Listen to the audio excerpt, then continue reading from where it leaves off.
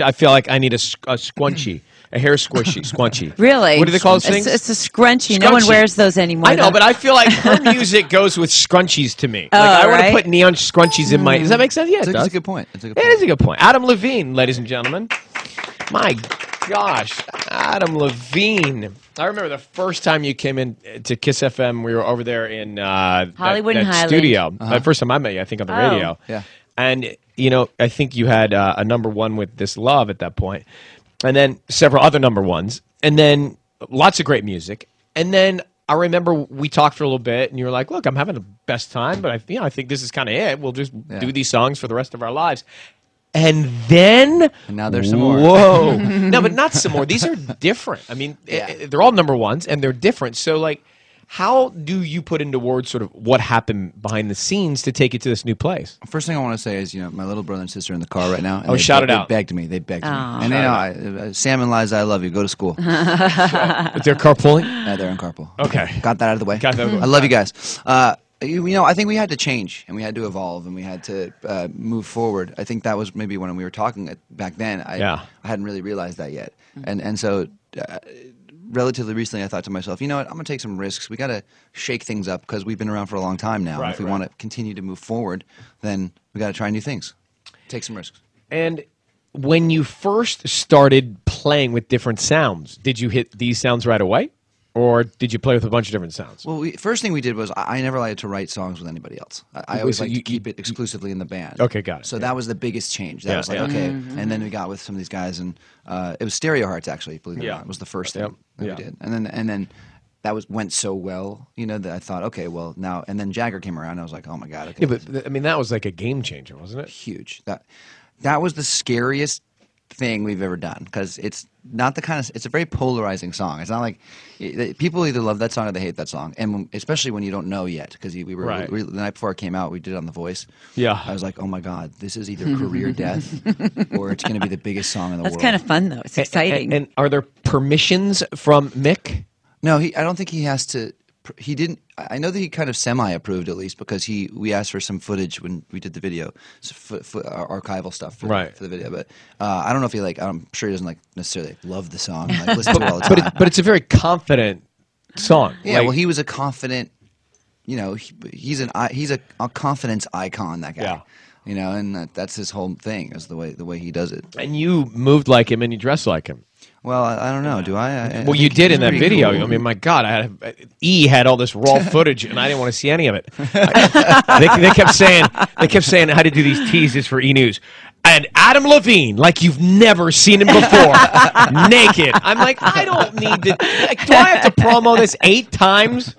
God, and then I had to stand in front of you. I mean, I apologize. You're ubiquitous, though. You're really doing a little bit of everything, and I gotta imagine that when you signed up to do The Voice, there was risk there too, because you're jumping onto a TV show, and can that mean selling out? Tell me about that process. Yeah, well, it's different now. I think now people are a lot less afraid to do things like that. Yes, it was a calculated risk in that I think that I had, the band, it's kind of like around the we were talking at the time, and I said things like, okay, well, we got these hits, and we're going to play them forever, and it was a little bit of a lull in the band's I guess you could say relevance, maybe, right? And it was a crossroads. It was like, okay, well, here's this opportunity to do this really cool thing, and it could blow up in our faces and not work, but it's not going to damage really anything. I didn't think it was going to hurt our legacy if it didn't work. Right. Nobody would have seen it anyway, so how would it have damaged our career? Mm-hmm. And it might have been a little, stain, I guess, But the potential, I guess, the upside was, but this also, because we love the show, because the show is cool, and I love the idea. I wouldn't have done it had I not liked the idea. And if it works, and if it takes off, and people love it, then it could do wonders for the band. So it seemed like the right thing to do, and it was also a little bit scary. Yeah, so, just like. And so, how has it affected the fans? It's grown your fan base. Oh yeah, right. I mean, the show has done. It was one of those kind of. It was a synergy. It was everything happening all at once. It was like the Jagger thing, coupled with the fact that Christina was singing on it, coupled with the fact that it was on The Voice that was taking off. It was just this kind of amazing moment for our band and for our band's music. And yes, it completely relaunched the band. It exposed us to an entirely new audience, and it totally blew our minds how much it helped. How are you keeping up with your schedule, Rockstar? Well, yeah, I was just saying I was trying to feel like you because I just don't have any. It's constant. It's always. I just wake up in pain. Do you know what I got though? You're gonna love this. I don't know. If you probably have something way fancier than this, but I have I got a Christmas gift from Sean, who's my best friend and assistant as well. He got me a bat phone. It's in my room. Oh, what's that? What do you mean a bat phone? All a bat phone actually is in Batman. Remember Batman on the TV Yeah. show? Yeah. He had the phone. It was just a little red phone and it had a little flashing light on it. You couldn't dial out on it. And it was just a phone. It's only incoming. And it sits next to my bed. Yeah. And I don't have the number. I don't know what the number is. Nobody has the number except Sean. Oh, that's cool. So that means it rings. I know who it is. I know that I have to do something. Can I just say one thing like that? As far as I know, you're not married. Why Sean, the only guy with the bat phone? I'll tell you why. Because every time it rings, unless it's a telemarketer, and then I feel not like Batman at all. Yeah. Right. I feel like an idiot. Unless it rings, when that phone rings, the world needs me. Yes. That's actually a really good system, Ryan. You should think about that. I don't want to think to myself, who could this be? Do you know, I would overcomplicate Right. it. I would. You would. You'd give it away to Yeah. people. I would have. You'd have like I'd get exceptions. I'd get 8 and- different right. colors, and then I would confuse myself. Who's Right. blue? Who's purple? Who's Exactly. Who's is that Hello Kitty on the pink And line? then you try to figure out a way to mute all of them Yeah. so that they can't even light You'd up want to anymore. dial out on it eventually. And Yeah. there's no numbers. It'll drive you crazy. All right. How often does that thing ring? Constantly. Well, hopefully a It lot. rang an hour ago, and I wanted to die. Oh, no. man Oh, is that like was me. your wake-up I call. was just like, Seacrest? See? Yeah, I know. No. I almost had to pick him up. Before we get to some very big, exciting, beefy Maroon 5 news, American Horror Story, right? Yes. So you did. How many episodes have you done? People have been asking me if I have an arc, and I'm like, what does that mean? Yeah, I know, right? I guess that means You're like, no, I have a It was pontoon. reported somewhere. You'd be recurring. I don't know what it was, but it was fun. You did 1, 2. What would you do? How many? I think I don't want to ruin it, but I'm in a few. Well, I saw a clip of you with Channing Tatum's wife, I know. and she was in her panties. The day that it came out, I apologize. I told Jenna to apologize to Channing because it was just such a smutty sex scene. But it was actually, we were laughing through the whole thing. It was Hand. fun. What's the protocol? Is the protocol to call? I mean, I've actually never met him, but I, you know what? Listen, like no one had designs for anything shady to go down. It was totally it was actually funny. Those types of situations are highly unsexual. Everybody always thinks I don't buy it. Well, they can be probably, I mean, but most of the time they're not. You know? Yeah, but you're a guy. You're up against a woman's body. Like you can't You not say this feel about that. Dancing with the Stars too. Yeah, but I'm up against this counter. It's not like I don't feel anything. Oh, You know what I right. mean? I hope that But I'm the saying- counter is But not wait a like minute, a you soft understand what I'm woman. saying? Okay, but let's really paint a picture of what it's like. Okay, imagine we're in here. Yeah. Yeah. And there's like Unless- 9 of us standing around watching you. By the way, if this does it for you, if this is your thing, then you're probably going to It's get not turned my on. thing, but it doesn't not. I mean, it doesn't like doesn't have do it no for you. effect. No, I mean yes, there is, but no. When there are cameras near you and people in your face and stuff, and like sweaty dudes hitting markers and stuff, you're like, no, it just doesn't feel that way. Josh Duhamel, actually, he started a movie with my girlfriend. He comes over to me and goes, I just want you to know. Oh, He's the yeah. nicest guy. Exactly. He goes through this whole thing like, I'm going to handle this very respectfully, and it's just going to be great. And I'm thinking to myself, I should read the script. What's he talking about? Right. Like, I That's bet- right. What are they doing? All right, we're going to come back with Adam Levine and a Maroon 5 announcement. Can I just say something? I didn't sleep last night because I knew that this morning I had the privilege of sharing with the world some breaking Maroon 5 news. And I'm okay with it, like not sleeping. I'm fine with it. Clearly, I got dark circles under my eyes. so do I. But I got adrenaline. And you got adrenaline. And your band has got adrenaline. And what go. better time to head out on tour, Maroon 5's Overexposed North American Tour, going on sale. Tickets this Saturday at 10 a.m. on LiveNation.com. And all the dates are going to be up at RyanSeacrest.com. But you are doing big-time touring, big-time arenas. How many shows? 1 million. You're doing you're doing quite a few. Yeah, a lot. I have 30, 40, 50, 60. 31. Yeah, 31. Over 30. It's crazy. We're doing the whole country. It's going to be incredible. It's going to be the best tour we've ever done. Now- I can say that actually with certainty. Well, of course, because you have so many great songs now. Yeah, which we didn't before. Well, you had some. you had some great songs. And finally, he's like, finally, I have some good songs. But now you can perform, and every song's a hit. It's incredible. It's unbelievable. You can be like what Bon Jovi does. Like they go out and they always play hits. We're going to be the new Jovi. Wouldn't you love to have that kind of career?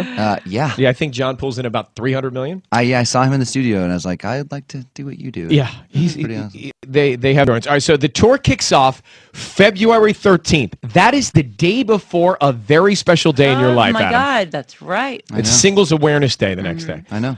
So the tour kicks off in Columbus, Ohio. I recommend the Sheraton. Okay. I was literally just there 2 days I'll be ago. on the bus. All right, that's better. You're also going to New York, Los Angeles, Vegas, and then more. I actually have a pair of front row tickets to the LA show, which is March 15th at Staples Center, plus a meet and greet with the band. If you are caller 102 right now, 800-520-1027, front row seats, LA show, Maroon 5, meet and greet the band. Do it. I like it. God, you're good. You are. I love watching. I love your work. I love watching you work. It's amazing. Exciting. It's amazing. What can you ask for on this tour in terms of luxury that you have not had a chance to take on other tours? Ooh. Well, here's the deal. Yeah. We've decided to spend time and money here on the show. The show is the king right now. Are we talking about The Voice? Oh, so... Yeah. Or the concert? The concert. The concert. Okay. Are we talking about the concert? Yeah, we're talking about the concert. When you say the show, the concert, the performance. Yes. So that means that dancers and no dancers, except for me. I'm a bad dancer. Yeah, I know. I'm Jagger. You know, we want it to be the most amazing experience for our fans that they've ever had. So that has to be. That means that we have to put a lot of kind of extra things like money into that. Right. So we're foregoing luxury. Okay, all right. And we're gonna dump it into the experience of coming to the show, because our shows have always been like really straightforward, like basic stage, come out, a few lights, some sound. But we're doing things that are going to be much more kind of three-dimensional. Like you're going to be able to experience the show. Perhaps I don't know. You're going U2 on us. We're like U2 always goes to the extra. That's the model. Yeah. It's like, okay, we're here now. Let's be here and do it the best we can and have it be the biggest thing in the world. I love that catwalk idea, though. Yeah, it is We have something going on with that idea that's actually tied into the band, and it's going to be great. Okay, all right. So again, I can't give away too much. The information is up at RyanSeacrest.com, but literally it is Monday, October 22nd, and we are breaking the news that Maroon 5 is going back out on tour to 30-plus dates.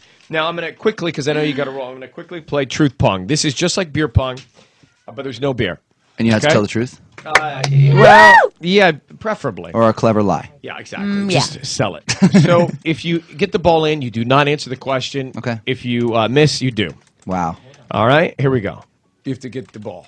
Sorry, it's early. I know.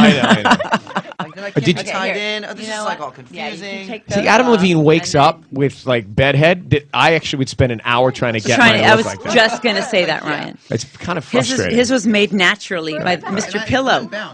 Oh, you can.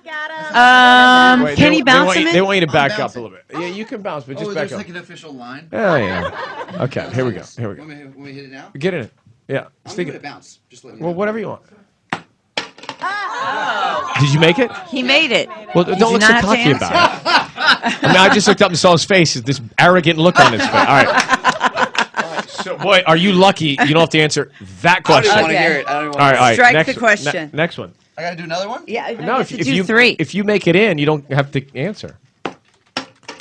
Oh, my God. 2 for 2. I made it, yeah. Yeah. No, I missed. All right, okay.